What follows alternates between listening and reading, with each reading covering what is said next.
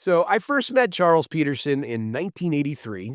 He was sharing an apartment with Mark Arm of Mudhoney fame, but back then of the late great Seattle art noise band Mr. Epp. Now these were the halcyon days of the Seattle punk scene that would eventually blossom into the international phenomenon the media dubbed grunge or the Seattle scene. But since that time, Charles has become a world-renowned rock photographer whose name and signature style is synonymous with Seattle music. His current show, also a beautiful book, Charles Peterson's Nirvana, has been running at the Tacoma Art Museum for like 6 months now and has been held over by demand until, I believe, August 31st. So if you're in the area, do check it out. And I always say, if you're in Tacoma, spend money at the Spaghetti Factory. I'm always going to plug the Spaghetti Factory because it's my favorite family restaurant and the only place I could eat out as a child because it was cheap. So please welcome to the show this week's Fresh Face in Hell, Charles Peterson. Charles, thanks for coming out to play, Hi, buddy. Good to Jonathan. see you. Now for the listeners, much like Herman Leonard, the great jazz photographer whom we discussed on the show a few weeks back, whether or not you know it, I guarantee you've seen Charles Peterson's photography. If there's any pictures of Seattle music, particularly Nirvana, Mudhoney, so Charles is ubiquitous. It's usually a Charles, especially if it's well composed, beautifully lit. It's a Charles Peterson.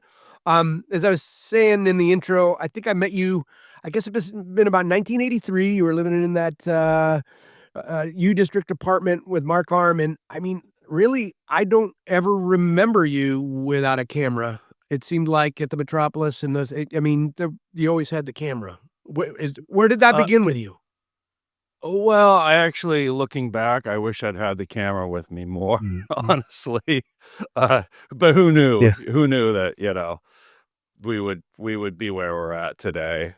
But yeah, no, I mean, I think for shows especially, I think being somewhat of an introvert, it gave me something to do on top of just my overall interest in photography. But I think that sometimes going to shows, it felt I felt more part of it, like maybe almost like one of the musicians almost in a way by doing that. Yeah, Does interesting. that make sense? Because you felt more a part of it, and yet you were kind of, separated in a sense, you know what I mean? Like Yeah, well, I mean, yeah, I mean, nobody I've tried to play an instrument, I've tried to sing, and nobody well, wants I tried to that. sing too, and I was actually in a band, and it didn't work that well either, so, uh, now, Harold Leonard talked about, waiting for that right moment, how you couldn't really force a great photograph. You had to wait for it to come to you, and in his case, sometimes that would be hours. Of course, you're kind of more in real time, like, does that track for you? Or walk us through the process, your process. Yeah, no, certainly, and I've been thinking about this a lot lately that, Gary Winogrand, the great black and white street photographer of the '60s, '70s, he said that you can take a photograph or you can make a photograph. And what I've always done is take a photograph. So you're just there, you've got the camera as a dumb object, you're looking through it, you understand it enough so that you know what you're doing will translate later on or how you want to translate that. But that's really just through f-stop shutter speeds and in my case, often with a flash. Uh, so you're just allowing this thing to sort of like just take these arbitrary moments, really. You have to have the reflexes to kind of guide it, but you're not trying to design it or make a photograph. And that's sort of what happens when you say get into longer lenses or a studio situation, or especially nowadays with digital when you have instant feedback right there in the viewfinder often. So you really are just doing it, snapping that shutter and not really understanding it until later on, which is the darkroom process, editing and darkroom. Um, because at that point, then, well, especially with film, you didn't have any instant feedback. So at the same time, kind of the bands were experimenting. I was experimenting, like, whoa, what happens if I leave my shutter open for 2 seconds? And, or put Chris Cornell down on the very bottom of the frame, or, do these kind of weird things, or not even look through the camera at all, which was me half the time. Um, and then just sort of letting those incongruities and arbitrary things happen that you can't control, especially in situations, that are so fast paced, like down there in front of a band. Yeah, you're not doing a So lot of you still life photography. I mean, it's like some of this is no, like no, combat yeah. photography. I mean, for yeah. Yeah, and so you just kinda have to shoot and then, like, separate it later. It's interesting to me that you used because I never, I'm not a photographer, but you use the term editing in the darkroom. I never really thought about the darkroom as editing. I mean, I guess it's sort of elementary, but like, it's kind of like you've got the photo. It's just, it seems like, what is editing? I mean, does that mean just experimenting with the exposure? I mean, like, what can really change in the darkroom? Yeah, yeah, no, I mean, the darkroom and now digital printing, which has sort of surpassed that, but I scan my negatives and then I print digitally. So I'm using Photoshop now, but I did a similar thing in the darkroom. It's much easier now than it was then. But, so here's the thing. Film itself has what we call a dynamic range. In other words, the range from white to black. Film has about 13, 14 stops, maybe even more. You can really dig down into those, like, overexposed areas. There's still information in there, unlike digital where it just sort of washes out. And that means leaving them in the fluids Yeah, well, longer? okay, I'm Okay. getting there. So the film has 14, let's say, stops of dynamic range. Fil the paper, the darkroom paper only has 4 or 5. Right? So you have to compress all these, like, overblown areas, too dark areas, and onto one image. So that's where the darkroom comes in. So then you're dodging and burning. You're making the lighter areas dark. You're making the too dark areas come up so you can see some information there possibly. Uh, so then you're just balancing things out. And like in the beginning, you talked about, how when you see a nicely lit, well balanced grunge photo, it's often mine. So that's really that craft is what comes into play there. And I mean, I guess separates the men's from the boys from the girls, however you want to put it. Uh in that you then take what you were doing, just taking the photo, just kind of mindlessly, except for what as far as settings go on your camera, and then you're converting that, you're translating it onto this two-dimensional, you know, um, medium that has only that can't relate to what you're actually seeing in real life, so you have to manipulate it in that way. I mean, some of my prints would have, like, 20, 25 different dodges and burns on them, um, and you kinda have to keep that all in your head or write it down. If you've seen the show at the Tacoma Art Museum where we have the darkroom set up, there's a couple prints there that have circles, areas marked out with, whether it's an extra 10 seconds or 5 seconds less or whatever. And so, yeah, and you're just doing that all with your hands or little pieces of cardboard with circles cut in them, etc.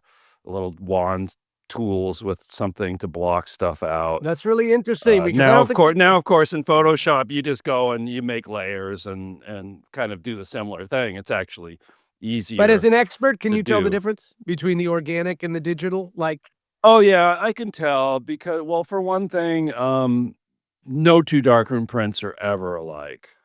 They were never the same. You just couldn't because of this weird thing that you had to do, whereas, using a mouse and whatnot, and then you've got the file and you can just print it out.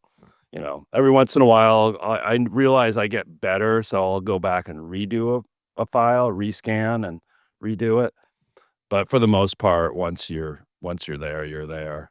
Um, so yeah, that was really intrinsic to the look that I got, because especially using a flash, areas would get blown out, somebody'd be closer to you than the band, and so that person in the audience would get too much light from your flash. So you really wanna darken that down, and then lighten the band up a little bit, so it's really the band that comes into focus. You're just taking these areas and you're creating what your focal point the viewer should I mean, be. it occurs to me that it's really as much as anything else I can think of, it's like, sports photography.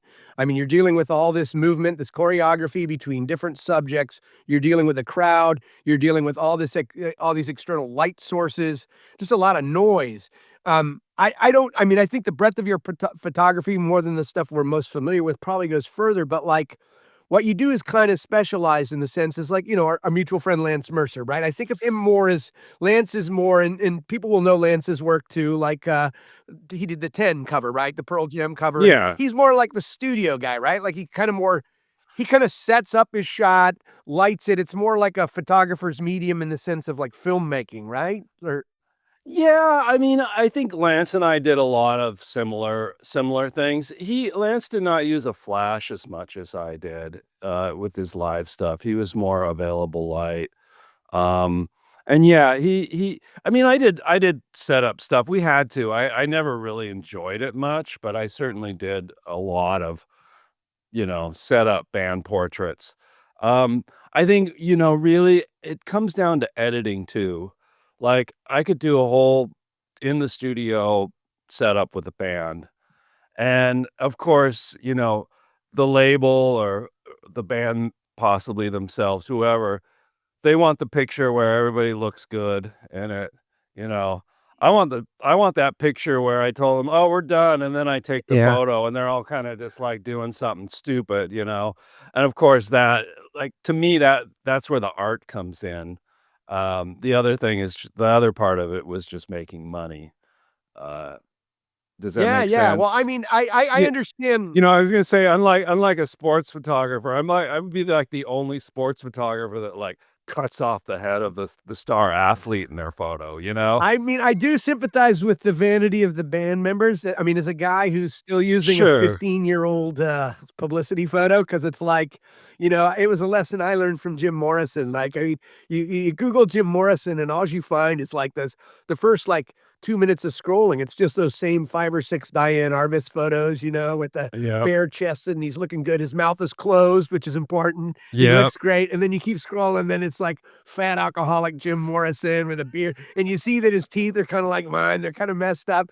So, I learned that from Jim Morrison, and I learned to always wear the same thing from Colonel Sanders, like 2 icons, right? So, but at the same time, like, it's hard at some point, you gotta just swallow your pride if you're a band. I mean, if you wanna making the whole band look cool doesn't mean everybody takes an individually good shot, Yeah. and cool. No, and talking to some individuals from back then, a lot of them wish like, they had sort of listened to me a little bit more and pushed it a little farther with the images that they would choose from me, um, or just use them differently. I mean, Mark still is like, "Dang, I wish we'd used that, like, mud shot of us covered in mud for the first cover of the I first have it hanging in Mudhoney my it's LP." on the back of my pinball machine in my garage. Yeah, versus just a 7 inch. He says, like, the album cover that my old buddy Michael Levine shot was fine, but it was just too kinda weird and abstract, and I wish it'd been something more punchy like that.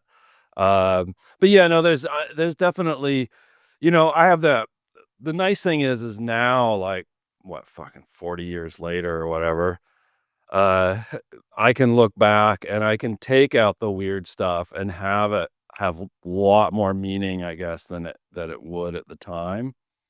And it makes it more, I don't know, interesting and organic and strange than just the kind of the straightforward shot of somebody at a microphone. So much I mean, I've used sports as an analogy, I've used combat photography, it all has to do with movement, so something like Superfuzz Bigmuff, that photo covers yours, right? I mean, and of Yeah. course, we've seen the photo before somebody took the pen to it or whatever and finished the design. That was Ed Yeah. Fotheringham It's, did Eddie is the funny, man. lettering. Um, Yeah. he is I won't start. Um, so, like, when you take a photo like that is so frenetic, and it's one of your more frenetic I mean, you got hair all over, marking when you're taking that photo, you really have no guarantee, are these guys gonna just be blurry or what? I mean, do you have any sense of, like 'cause I know, as an amateur with my Yeah, no, phone, I see yeah. I try to take a picture of my kids playing, and it's just like, "Fuck, it was such a great moment," but they're moving, or anybody that tries to take a picture of me with their camera, I'm so, it just always turns out blurry. Yeah, no, and that's kind of where that arbitrary thing comes in, you know? I mean, I after shooting in that style for a while, I could figure out like, okay, if I go, because what happens is as the flash goes off and then I leave the shutter open, and that catches any sort of ambient lights there, anything from stage lights to the little lights on the amplifier to, a spectral light off the fretboard or whatever. So, and then for that second or 2 seconds or how eighth of a second or however long, the the the moment is frozen by the flash, but then all the rest of that gets blurred in that little bit, whether I'm moving the camera or the subject is moving, or a combination of the 2. So I kinda had to find that balance. I think at first I was, like, going way overboard, and it was just nothing but, yeah, "Oh, I think I see a guitar and some hair in there," and the rest of it was just all blurry lights, you know? And that wasn't gonna kind of do much for me or the bands in the long run. So it was finding like, okay, Mhm. today this stage has more light, so I can go an eighth of a second. This stage has no light, so I'm gonna go 2 seconds. And just kind of like thinking, not too much, but thinking like, well, if I move the camera down, that stage light's gonna go up. If I move the camera up, the stage light's gonna go down through the face.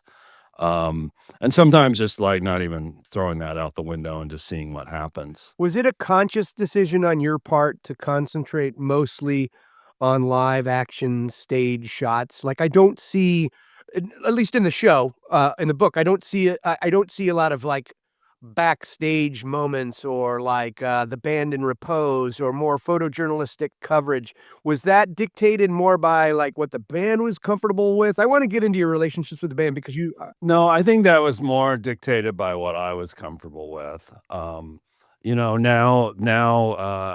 I'm at an age where I'm comfortable with most things, and I just at the time, it was a combination of just, yeah, being a little too introverted, being a little too lazy at times because I did have this kind of rig that I had to set up.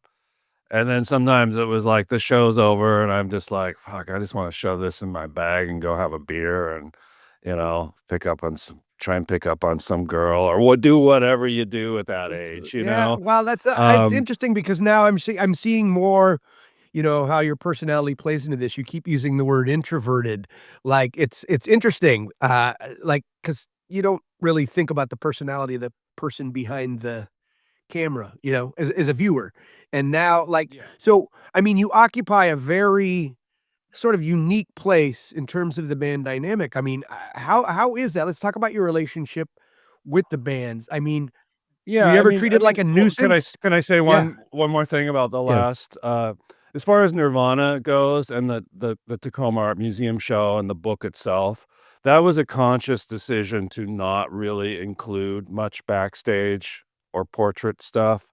When I did the initial rough draft, on my own, I had like, it was like 300 pages long or something, and obviously we had to cut it down. Um, so I kind of decided, and Michelle, the publisher, decided that I had whole sections. It was just like, here's a whole section of Nirvana posing. Here's a whole section of Nirvana backstage. And we just decided it just kind of it became a band book at that point. It was no longer kind of an artistic statement overall. It was just sort of like, oh yeah, here's Nirvana there and here's Nirvana here. And there weren't there weren't necessarily, like, great photographs. They was just like, "Oh, here's Dave joking around with some people," and we didn't wanna get into that, so we consciously decided to break it up into almost like songs, almost like a set list, and have it be like a dozen shows that become one truly amazing show. Um, And yeah, there's an art that's too.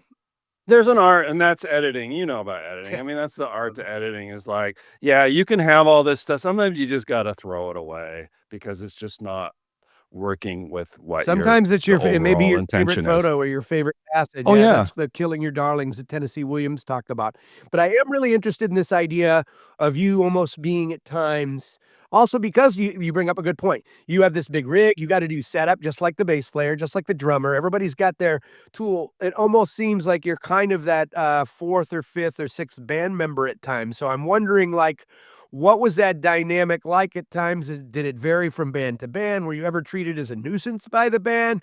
I know some people don't like a camera in their face all the time, some people and, especially people once they start getting a little attention and then you get a little heady, I mean, were there ever disagreements with band members? I'm just curious because, like, you're kind of a subdued guy. You keep describing yourself as sort of, Yeah. I mean, like, what was that like? I mean, it vary from Yeah, band I to mean, band. I mean, for the most part, everyone trusted me. I mean, Screaming Trees post sessions were always a pain in the ass, just because the brothers would fight, and then Mark would just be like, just kinda like, "Oh, I only wanna get shot from this side," or just like throw his hands in the air, and Pickerel was always trying to be the mediator between That poor everyone, and guy. it was sometimes so there's always that thing that Well, goes Lanigan just on. in general, he's just like, "Is this guy gonna beat me up?" Just about every you know what I Yeah, mean? There's always that yeah. slight possibility you were gonna say the wrong thing, and the guy was just gonna get bent out of shape about it. So, I mean, it's like, "Well, Mark, I really like you from this angle." I don't know how I'd handle that because the guy's like 6'5" too, so it's like Yeah, yeah, well, I mean, it really the Winding Sheet cover was like that, like, thankfully, he never blamed me for that. That was all on Bruce, so, Mark hated that cover. I liked it. I think, I mean, it probably I don't know, in some ways, Mark never realized that that cover probably got him laid more than anything else, so, but he just did not like that direct look that he has there. He thought it was too much about him. So there can be a little there were, like, some disagreements in that way. Um, uh, for the most part, the bands did not mind what I did, and some encouraged it. Like, I remember going on tour with Pearl Jam in '96, and the first night I met with Eddie over a drink, at the hotel, and he's like, "Dude, I want you to just do whatever you feel like you need to do. Go into the rooms where we're at anytime you want to, get on the stage, go around behind the drummer, do what you need to do." Um, that's smart. eh Yeah, I mean, yeah, help yourself, let the pros handle their job. I think yeah. it's something I will say And then, about of course, that changes with time, I mean, the last time I photographed Pearl Jam, it was sure, they gave me access to the whole show, but it was like it literally took, like, 4 nights before they were like, "Ah, yeah, you can come up on the side of the stage," kind of thing.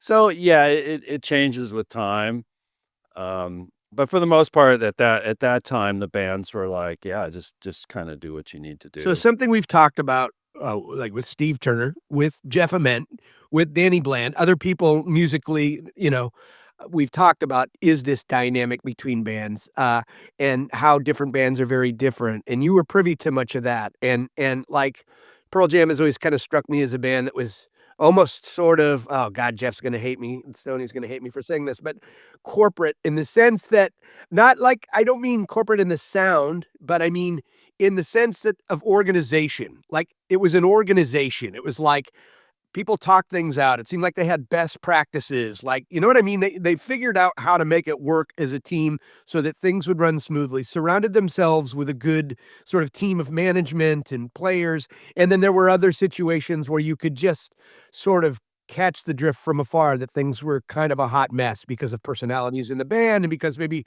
I mean, Kurt in particular is somebody who, like really shunned didn't want that, and it's actually really sincere, which is very endearing to him because it's really easy to pretend, you know, "I really don't want this attention and stuff," but, like, something he said that struck me as very telling was, like, admitting that he really kind of at first when after Nevermind in those early months where it all happened so fast, he almost had a sort of contempt for his new listeners, like, because they were never the Mm, people he mhm, wanted to, and, like, mhm. I thought that was very honest, and I thought it revealed a part of him. Can you tell me a little bit about your relationship with Kurt? Because I knew Kurt peripherally, but, like, you knew him pretty well.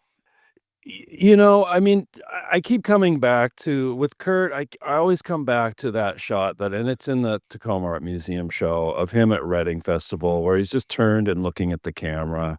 Mark Arm was sitting right next to me, and he turned to us, and he's like, I need he's so far away, but, you could see him mouthing like, "Are you okay? Am I doing all right?" kind of thing, and it was that, like, here he is in front of 45,000 people, and he really just wanted to turn and sorta have this, like, moment with his peers, you know? And as if he was only a couple feet away from us and just, like, it was in between songs and people were just, the typical in the grunge days where everything kinda sometimes would fall apart between songs and start gabbing or whatever. And so he kinda turning to us and doing that, and both Mark and I were like, big thumbs up, and then like, "Freaking dude, go play." Like, like, "Don't worry about He seemed a us." little bewildered, Uh, like, so, speaking of that Reading Music Festival, there's the shot of the stage, so, the big empty f it just it's so this is when several members are on the stage, it's not just the one of Kurt, but, like, the stage just feels so big and empty, and it's another one of those photos that, for me, it's really ambiguous in terms of, man, how did we end up here? You know what I mean? This looks nothing like the Graven Image or the Grey Door or the Metropolis. It had to be a little disorienting for, a couple kids from Aberdeen, well, in Chris' case, Montesano. Um, what was the mood like? Like, I was just so, there's some few shows up to that point that were bigger to prepare 'em, but nothing really prepared them. I mean, that's like, isn't that the biggest live, I mean, like bigger than I Woodstock? think it was the biggest one they'd headlined at that point. I mean, they'd played Reading the year before, so they were somewhat familiar with it. I mean, the thing is back then, I think maybe not for all of us, but definitely for them and some of the other bands, like every month was like a year, at that point. It just everything just became so accelerated. And I mean, I couldn't catch up, I don't know how these guys could catch up on all that. I'm not sure they did. And I'm not sure Yeah, they did. I know Kurt obviously clearly not. didn't, Yeah. and I mean, and I mean, Lanigan kind of details it in his autobiography where half the time when he was on tour, or more than half the time he was on tour, he spent, you know, copping drugs. So, uh, it was, you couldn't, I think it was really hard to just sort of like suddenly at that age, especially to just sort of dispense with your normal life. And then all it's going to be is this, hotels and planes and giant stages kind of Yeah, well, thing. I mean, they truly believe Kurt when he says it, and I believe Jeff, when he says it as well. They really just never wanted that. They wanted to fucking play in a small room and know the people they were looking at on and get everybody off and drink beer and having just, I mean, truly that punk rock ethos, and for it to happen so quickly, I mean, I don't think you can put a fine enough point on that. I mean, it just must have been so disorienting.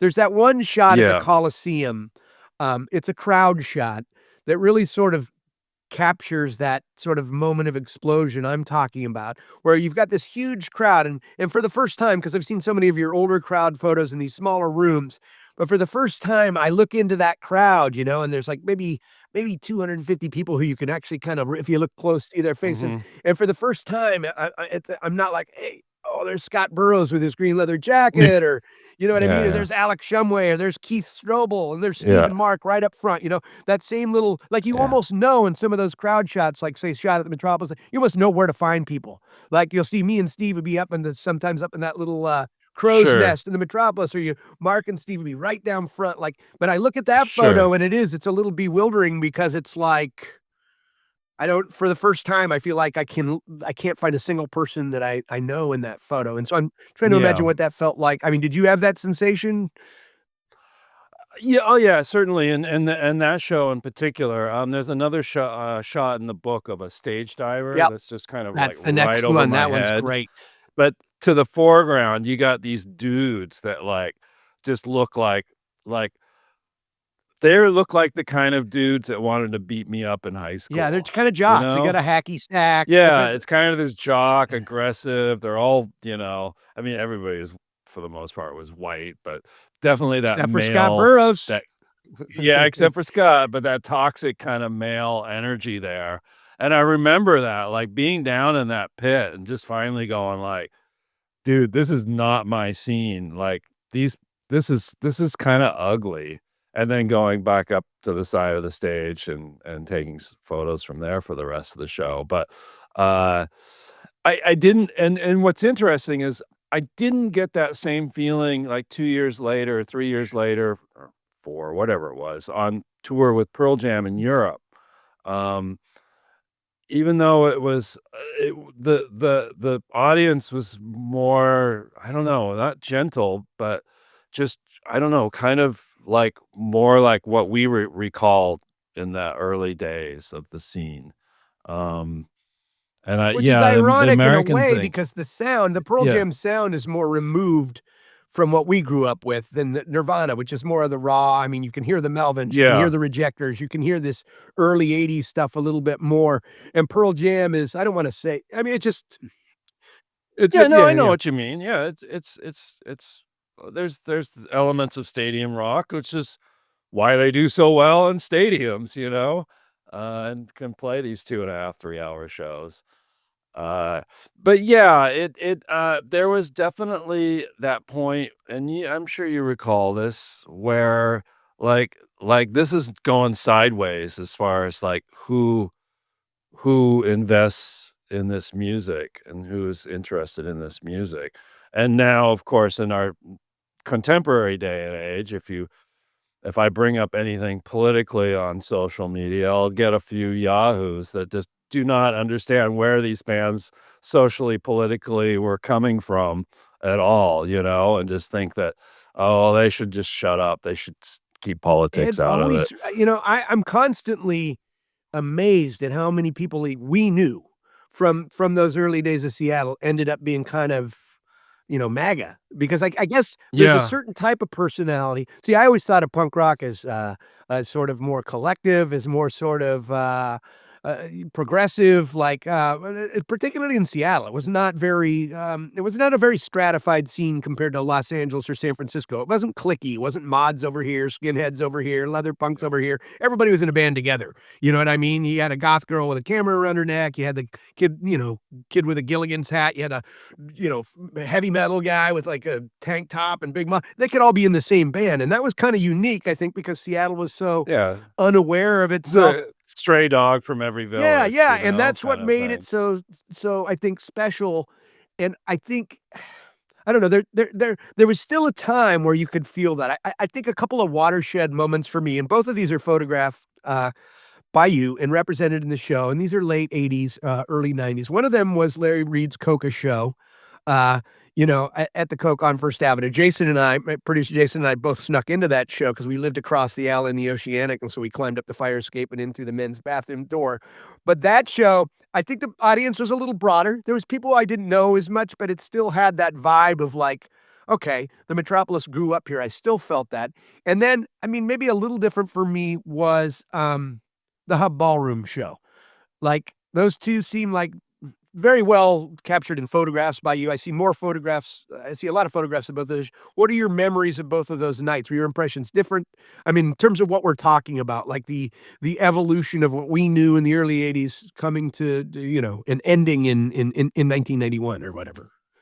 Huh, interesting. Yeah, I mean, just looking at the audience photos, despite the larger size of the Hub show, I actually think I probably recognize more people in that audience than I do from the Coca show, audience pics that I have, except for Lucan, of course. Part of the reason you keep seeing so many photos from those shows is that, for one thing, I'm a very high hit photographer. So if I have a roll of 36 images, I probably have a good 24 on it that, like, yeah, there it's not gonna be the iconic image, but it's gonna be a good Is that image, because you've already kind of settled in on the light and like the angles, like you've already got a good sense Yeah. of where you're at? Yeah, I have a good sense of where I'm at, what I wanna do, and I have very good reflexes. So yeah, just shooting away. Of course, then, you add 40 years onto it, and the fact that it's Nirvana or Kurt Cobain gives it that extra layer of like, okay, this somewhat throwaway image is actually pretty great in a in that long perspective, you know?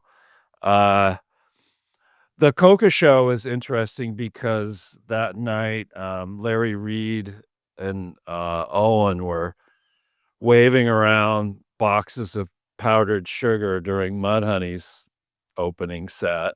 And in fact, that Coca shot of Kurt in the show, if you look to the stage on the bottom right, you can still see like, you know, powdered sugar on the stage. Um, I had to the night before as well with Guar and the dwarves. It was so hot in that room. I would have to come home and air dry out the inside of my camera with a blow dryer. Just like hit it, wind it on. No film in it. Blow dry it, blow dry it. I tried that the Mudhoney Nirvana night, and then the next morning it was just all frozen up because powdered sugar had gotten in there with the Oh, condensation. no. One thing we learned from Danny Bland was that if you're gonna photograph the dwarves, you better be ready. I didn't Yeah, because that yeah. set is gonna be like 10 or 15 minutes long, so I Oh, don't know. yeah, no, totally. Yeah, yeah, no, you gotta know how to work fast. I mean, just a few years ago, there's this new, English, performer, Youngblood, Youngblud. This is kind of punk pop stuff, and he wanted me to photograph him, so he flew me over to Norwich, UK for a Wow. night, and they literally played, like, 20 minutes, like, as a kind of a surprise warm-up show at this disco.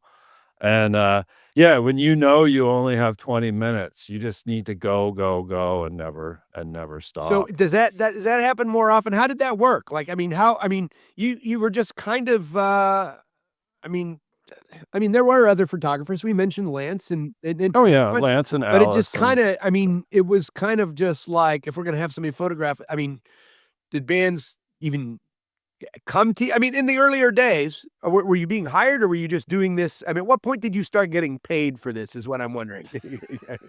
I And don't say I don't last know. year. Don't say last year. Well, they said the check's in the mail, but, yeah, so, of course, Susan Silver was an early champion and was hiring me to do Soundgarden stuff. Bruce Pavitt, John Poneman at Sub Pop.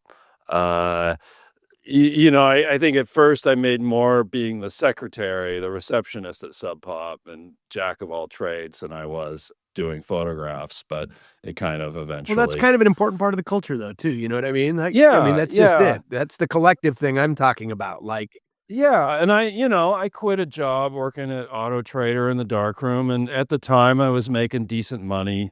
so It you were, was like, kinda photographing killing me. carburetors and, like I was actually just developing the film and making the little halftone prints that then they would become the newsprint magazine every week. Uh, rolling up film, we had 100-foot bulk loads of film that we would roll into cassettes for the agents in the field, and it was always like, well, 20 for them, 40 for me. you could say that Uh, now. yeah, I can say that now, yeah, statute of limitations is I well think the over. Auto Trader's still Uh, around, or at least it is in Les I think Schwab. They so, might be, yeah, 8 years old, I don't know, but they're still in yeah. there. So yeah, you just kinda DIY'd and made do. I'm kind of glad though that and especially in those early days, I wasn't necessarily beholden Yeah. to somebody because I think it allowed me to be a little looser and Yeah, and find experiment your own more. voice. Yeah, no, and all through my career, I've gotten that, particularly back in the day when I was doing more studio stuff. People would be like, well, we want to recreate like this 60s album cover. Or we want to do, and I'm like, yeah, I can do it, but it's like, why me? Like, hire me for what my vision is. So So that's an what interesting part I of this dynamic I was talking about with the bands. I mean, without you can name names, you cannot name names. It's up to you. But like, I mean, were there bands that were definitely easier to work with because they were just going to let Charles do Charles? you know, yeah, I had it recently. Oh, yeah, I had an email from somebody, like, an insurance agents or something like that, that were like, "Well, do you have any,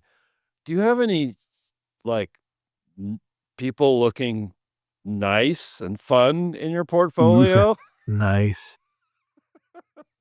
And I'm like, "I don't think I'm the right fit. I don't care how much you're paying me. That's It's not worth it, you know? I'm just not the right fit." And it's that kind of thing I mean, that when some people say to me, because it's so hard to sell books, I manage, but like people are like, well, why don't you just write a splashy thriller or romance? And I'm like, it's not, even if I wanted to, and I don't, but I mean, I got, 4 mouths to feed or 5 mouths to feed besides my own. So even if I wanted to, I couldn't do it. My uh, romance would be the most fucked up, subverted romance. Like the ladies that read romance on the beach, they'd be like, what the fuck is it? If I tried to write a thriller, it would be too psychological. It would just like, people gotta just give you, they gotta respect your skill set when you're an artist, and I think we live in a culture that doesn't really, where the bean counters and the GMs and the publicity and marketing people think that they have a better handle on it than the artist, and I feel like that's a shift that oh, yeah, no, for sure, like, like, second guessing art directors, I can't name names right now, but, like, for example, I've been working on a cover for a grunge compilation, um, and with 2 in between 2 major kinda indie labels. You can imagine what one of them is, um, but, the art director at the other label, which is based in the UK, they're like, "Well, the art director really wants some, like, grungy cityscapes or scenes in the city at the time kind of thing," and I sent him a couple things, but for the most part, I just sent, like, great, like, stage diver pictures and just kinda generic, like, hair in the face, blurry lights kinda stuff. Uh, and then I get the, like, "Yeah, the art director's really looking for the city kind of thing," and I'm like, "Well, yeah, here's a couple names, Lance Mercer, Alice Wheeler, they might have it. I just don't. I can't make it. I can't pull it out of my ass. Uh, and sort of like whatever this art director is imagining, it's never gonna be right. No matter if I had like, thousands of city, like, street scenes at the time, it probably would not be right because they get this vision in their head, and that's just not the way for the most part, unless it's, assigned, set up, etcetera. That's not the way photography, or at least the type of photography I do, works. So we just this morning, they settled on a great stage diving type photo at the hub speaking of that on it, one stage actually. dive photo, there was something I wanted to ask you about it. How did that end? I mean, because I mean, I just keep always thinking about the night Mike Fricke jumped off at the Gorilla Gardens and the whole crowd just went like this, and we had to stop our set and rush him to the ER because he's a big guy, and this guy's got some serious elevation in that photo, and I just can't. I look at that photo and I'm like, do they stay? Do they? Some people are like, some people aren't paying attention. A couple people are getting ready Ye to. Yeah, it's a little bit deceiving because, and this is, again, the magic and mystery of photography is that, the lens lies. It creates a different perspective necessarily than what was happening. But yeah, no, he was up there. I mean, I was tugging on his pant leg, like, don't do it. Don't do it. And then he was not paying Yeah, attention. you're So like, do I it, do knew I it, had do it. one. Like, I knew I had one shot. So I set it up with the 24 on there, and I knew he was gonna, like, probably be about, I don't know, 10 feet, 15 feet out in space, so I set the focus to that, got the flash over my head, and, yeah, I got the one shot. and that happened Um, really quickly. I mean, you're talking about it really setting up, but I quickly, mean, what are we yeah. talking about here? 4 or 5 seconds? 2 2 seconds. seconds, yeah, 3 seconds, right there. But, I was already shooting the band, so I was kinda there. I just knew that I had to point it in that direction. Um, and then he jumped, but if you look at the photo, he's actually not jumping out into the room as much as the photo kind of shows. In fact, I've got it Yeah, on the yeah, back there. It's those people right with their hands in the air, right at the bottom of him that are actually going to in the catch him. impact zone. But I'm just Um, want to know they did catch him though, right? they Okay, did good, catch him, good. Yeah. yes. And though I was photographing a Dead Kennedy show at the Moore in 1985. It's actually one that Green River opened up for, and I was on the stage and I was photographing, and all of it. At some point, there were so many stage divers running around on the stage that the tour manager was like, I don't know who you are. You need to get off now. I'm like, fine. And so I put my camera bag over my shoulder and thought I'd be clever and do a stage dive. And that Mhm. was like, I remember like kind of doing the twist, where you're going to get caught on your back, looking over my shoulder and just everyone with like their mouths open and then So do parting. you have a Like, chronically bad back? I know this about you. oh Is yeah, that no, where it and I began? landed flat on my back. And yeah, I kind of hobbled out, sat in a car with I think Scott Vanderpool or somebody and drank a beer. And yeah, it's been kind of messed up ever since then. So, oh, I wanted to say, we were talking when we were talking about Reading, and I wanted to I believe you stopped working with Nirvana after that second Reading show, right?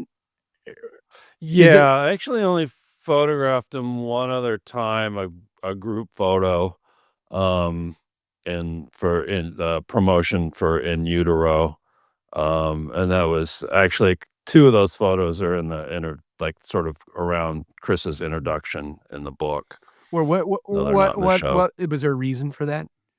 I mean, was that something you Oh discussed or it just gosh. didn't happen or I was burned out. I could tell that they were burned out. It was just kinda like the whole like, a little not really fun anymore. I went and tried to photograph them at that MTV thing, but there was a screw up, and so I had to go throw my camera in the trunk of my car, and I just the whole, like, kind of Nirvana with props thing is just I don't know, it just wasn't again, like we were talking, it just wasn't the same.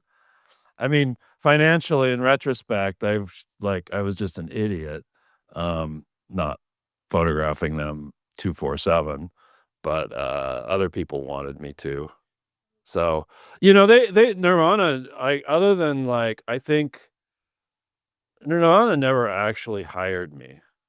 The only and that's well, more th of a except management for move. Like Susan Silver, you said she well, that wasn't Sue, that for was, Soundgarden. Yeah, no, I mean, she hired you for yeah, Soundgarden, for but Soundgarden. Yeah, no, it's a management thing. It's a lot of things. I mean, it was more like kind of spur of the moment. Like I remember giving to Susie Tennant that picture of Kurt upside down on his head, and I just gave that to her and said, "Oh, show this to Kurt," and then they used that for the back of the "Smells Like Teen Spirit" single. And then one afternoon in '93, Kurt called me up and was like, "You need to come over right now." It's like a Sunday afternoon. I'm like, "Well, like, can this wait till tomorrow? I should go get some different film, blah, blah." "No, no, no, no, I got like $500 worth of fresh flowers on the floor." And so I ran over to his place and with a ladder and set up and photographed the collage for In Utero. and But that's black and that white that though, was which is interesting because you that was in oh, okay, color, okay, because yeah. you usually are Yeah, but that was black and white, yeah. yeah. I shot I shot color back then. I just didn't shoot much of the live stuff, and again, that comes back to the process, the darkroom process. It was so much easier to work with and manipulate the shots in black and white than it is color. Because once you start doing that same process in color, you get weird color shifts and things. So color kinda has to be what it is, when you take it. Interesting. Yeah. And it's kind of counterintuitive in a way that black and white to me is just so much more dramatic because of the monochromatic just because it's I don't know, it just walk me through this. Why does most classic photography tend to be black and white? Again, I mean, besides just the ease of you just said it in a way, but there's something about it aesthetically that it can't lie as easily or something, which is seems wrong because it's the lie because the color's how it really I mean, yeah, you're not being influenced by color, I think is why. You are being influenced by the tonality and whether that's light, dark, neutral, whatever, that's kind of to me, light is what sets up the emotional aspect of a photograph. Um, and, there's light composition is sort of the gestalt that like, oh, the way the things are in the frame, like, it just has this, like, kind of indescribable, like, gut feeling. And then the moment you take the photo or the subject is more the intellectual aspect of the image. So really it all starts with light, and whether it's available or you bring it or whatever, it's how that light affects your kind of heart, emotional soul And aspect. was any of this book learned for you? Or you know what I mean? How much of this is learned and how much is just learned by experience in terms of Oh, it's all learned by composition? But experience. Yeah. you didn't study photography at the U or anything like that? Oh, Oh, no, did I did. okay. I got a Bachelor of Fine Arts in Oh, okay. photography, but it was really, I don't know, at Yeah, but college they is. teach you I imagine they teach you things like you don't wanna have a line going into a corner or like, Yeah, and there was a lot of things that we were doing in one professor who's actually in the Nirvana show, Paul Berger, was one of my professors, but he was very early on the digital, like, kind of photoshopping when it was like, hard. collaging and Yeah. stuff, which is hard to do, like, in any Not sort of original not way, anymore. I but, mean, well, I'm not not yeah. Not anymore, in a yeah. well, in an original way, it's still hard, but I mean, like, just a But I think back to the black and white versus color, I mean, black and white, it's just a timeless, it really is timeless, and I think that it fits well with the grunge stuff because grunge is timeless. Probably one of the most timeless of the contemporary music movements, or at least the last 30, 40 years. as evidenced If by you the know fact what that most of these bands are still touring. Oh, yeah, they're still touring, Even people with are still interested. even if they have dead 12-year-olds are members. still, Yeah. like, buying Nirvana records, and I think, part of that is the fact that it wasn't, uh, dependent on fashion. Okay, yes, there's the supposed grunge fashion of the cargo shorts and plaid shirt, whatever, but, It's half of really us just a didn't. few people. I was It's just a Jeff few Ament people, like, Cornell could pull that off, but Yeah, nobody Jeff else Ament was the could first guy I really. ever remember wearing long johns with shorts over 'em. That was Uh-huh. well, him and Chad. So now, like, I look at audiences, and if I take a photo just right, often you know, if it's a younger audience, it could look just the same as the audiences back then, and especially in black and white versus color. Um, so yeah, I don't know. Nowadays I shoot primarily color, So so pardon me for not yeah. knowing this because I mean, I'm an old man here and I'm like we grew up in the same sort of culture. This just like I mean, I'm an older yeah, I man. know, but I mean, we came from the same time period. I was just a Yeah. little punk. I was just 3, 4, 5 years younger than most people. But are you shooting younger bands now? I mean, because I associate you so much with these like Gen X mainstays, the Soundgardens and the Mudhoneys and the I mean, do you shoot younger bands? I mean, what is your take? You've got a daughter who by the I name is would named I Leica, right? You named your daughter after a camera, which Yeah. that's about the most I don't shoot that many. I wanna get out and shoot more, younger bands. I have not that much. I love going and seeing our generation that are still playing, but I don't really have visually, I don't have that much interest in it, old dudes Yeah, their on face stage. is like melted wax. Just guts. Every time I see Jello Uh Biafra, I'm like, "Man, I love the Dead Kennedys, dude, but you got my dad bod going." It's just not yeah. Yeah, yeah. So, but I've photographed a few, most Easy Street, I love Friday nights at Easy Street just because it's a 7 o'clock show, and, yeah, it's free, and, yeah, I'm in And they're bed bringing by younger 9. talent through there because every time They I go to are, Easy yeah, Street or they think about are. Easy Street, it's usually something Yeah, I mean, probably the last younger band I Mhm. shot was, Girl and Girl out of New Zealand, and they were pretty great, uh, uh I don't know. It's I've been doing landscapes, skyscapes these Yeah, it days, seems like mostly it's just harder walking and the harder to be dog. relevant. I know it's harder. It's so hard for me Yeah. to reach young readers, right? I mean, thank God Lawn Boy was the second most banned book in America because it brought me all these young readers that otherwise I'm just, my demo's like 45 to dead. You know what I mean? That's just who reads. So like, I'm just wondering, like, does your phone ring as often as it used to? Because, I mean, yeah, No. okay. No, I mean, no, mostly, what I do these days is licensing and fine art print sales. Well, you seem busy at it. I follow you on Facebook, and you're quite the businessman. I mean, I think, that was a really nice touch that they had the dark room as part of the exhibit Oh, at yeah, that was TAM. my That's a idea, great yeah, idea because thanks. it's, that peek behind the Yeah. curtain was very unique. Because I don't Mhm. think, I don't we talked about it here today on the show a lot, but I don't when I look at a photograph, I'm not thinking about the dark room, and I don't think most people are, Mhm. so No, I think process is important.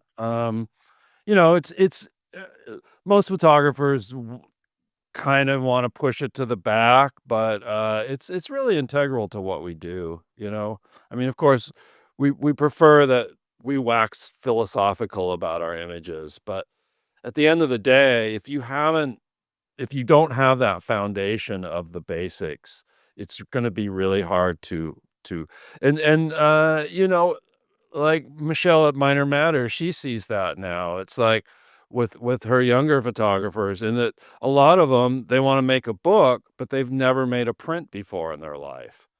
So you can't just take a photo on your screen and send it off to the printer. It they need doesn't acetate. work They that need way. actually, like, for the Yeah, they need an actual something to look at it and go, "You want it to look like this thing that I have in my hand? Okay." But if they don't have that thing, it could look like, any because all the screens are for the most part are different and whatnot. So yeah, you need to have that printed object. He is Charles Peterson. He's a giant. His show, Charles Peterson's Nirvana, it's already been at the Tacoma Art Museum for like 6 months, and it's now been held over to August 31st. Get yourself down there. Spend a few bucks at the spaghetti factory while you're there, because we need to keep that place alive because my kids love it, and they're slowly fading away. Charles, thanks so much for being our fresh face in hell this week, bud. Thank you, Yeah, Jonathan. It's it's been great great. catching up with you.